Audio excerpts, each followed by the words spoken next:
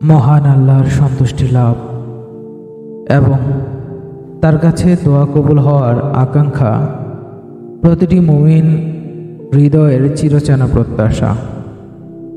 তবে এমন কিছু সৌভাগ্যবান মানুষ আছেন যাদের জন্য স্বয়ং ফেরেশতারা আল্লাহর দরবারে দোয়া করেন, আর যখন সেই ফেরেশতারা হন আরশ বহনকারী তখন বিষয়টি আরও তাৎপর্যপূর্ণ হয়ে ওঠে। ফেরেশতারা আল্লাহর নিষ্পাপ মাখলুক, তারা কারো কাছে দোয়া করলে সেটি কবুল হওয়ার সম্ভাবনা অনেক বেশি। আল্লাহ তাআলার প্রিয় ফেরেশতারা সর্বদা তার নির্দেশ পালন করে থাকেন। তারা তার প্রশংসা করেন, তাসবিহ পাঠ করেন এবং কোনো আদেশ অমান্য করেন না। ফেরেশতারা নিষ্পাপ, নিষ্কলুষ এবং দায়িত্বশীল এক বিশেষ সৃষ্টি জগৎ। তাদের মধ্য থেকে কেউ কেউ মানুষের আমলনামা লেখেন, কেউ বিপদ থেকে রক্ষা করেন, কেউ আবার পরকালে শাস্তি প্রদান করেন। এর মধ্যেই একটি শ্রেণী আছে যারা আল্লাহর আরশ বহন করেন। যারা ঈমান এনেছে, তওবা করেছে ও আল্লাহর পথ অনুসরণ করেছে তাদের জন্য ক্ষমা প্রদর্শন করেন আরশ বহনকারী ফেরেশতারা। পবিত্র কুরআনে উল্লেখ রয়েছে, যারা আরশ বহন করে এবং তার চারপাশে যারা আছে তারা তাদের প্রতিপালকের প্রশংসা সহ তাসবিহ পাঠ করেন,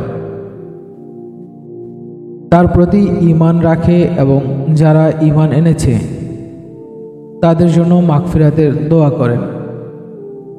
তারা বলে, হে আমাদের প্রতিপালক, তোমার রহমত ও জ্ঞান সমস্ত কিছুকে পরিব্যাপ্ত করেছে।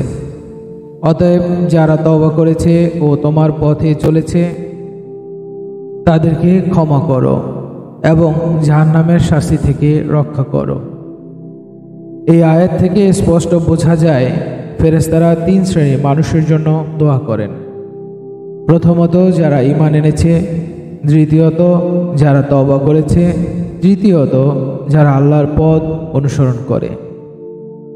যদি এই তিনটি গুণ অর্জন করতে সক্ষম হয় তবে ফেরেশতাদের দেয়ার অন্তর্ভুক্ত হওয়া তার জন্য এক অনন্য সৌভাগ্যের বিষয়, কেননা ফেরেশতারা তাদের জন্য দোয়া করেন।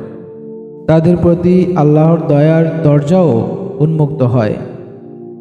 আমরা কি সেই সৌভাগ্যবানদের একজন হতে চাই? তাহলে ঈমানকে দৃঢ় করি, তওবা করি এবং একান্তভাবে আল্লাহর নির্দেশিত পথে চলার চেষ্টা করি, কেননা ফেরেশতাদের দেয়া এক অপার রহমতের নিশ্চয়তা যা আপনাকে আমাকে দিতে পারে জান্নাতের প্রতিশ্রুতি।